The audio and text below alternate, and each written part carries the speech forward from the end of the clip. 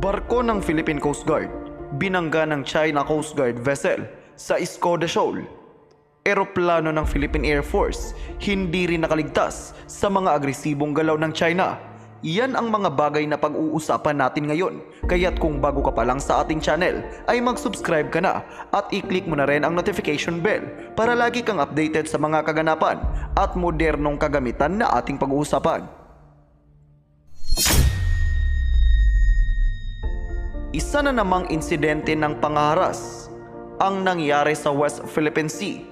Ito ay matapos banggain ng China Coast Guard vessel na may bow number na 3104 ang dalawang barko ng Philippine Coast Guard sa Skoda Shoal kaninang madaling araw na maghahatid sana ng supply sa mga tropang nakadestino sa Patag at Lawak Island.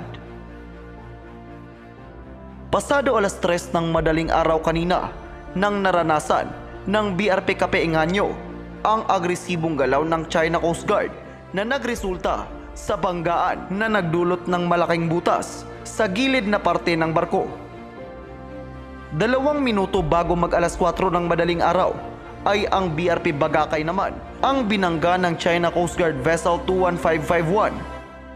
2 beses na binangga ng barko ng China ang asset ng PCG na nagdulot naman ng minor structural damage. Sa kabila nito ay ipinagpatuloy pa rin ng Philippine Coast Guard ang kanilang misyon at matagumpay nilang naihatid ang mga mahalagang supply sa mga tropang nakadestino sa Patag at Lawak Island. Sa ngayon ay aantayin natin ang formal na pahayag ng Philippine Coast Guard at ng gobyerno patungkol sa nasabing insidente.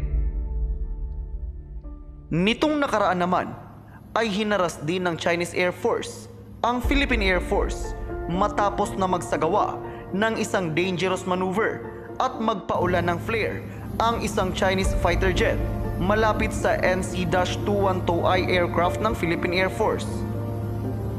Nangyari ang nasabing insidente habang nagsasagawa ng routine maritime patrol ang Philippine Air Force sa Panatag Shoal sa West Philippine Sea.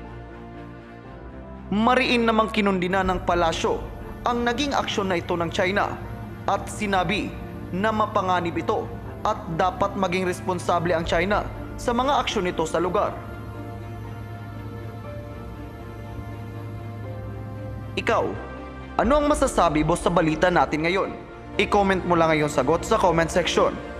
At dito na po magtatapos ang ating video. Maraming salamat sa panonood at mag-ingat po kayo.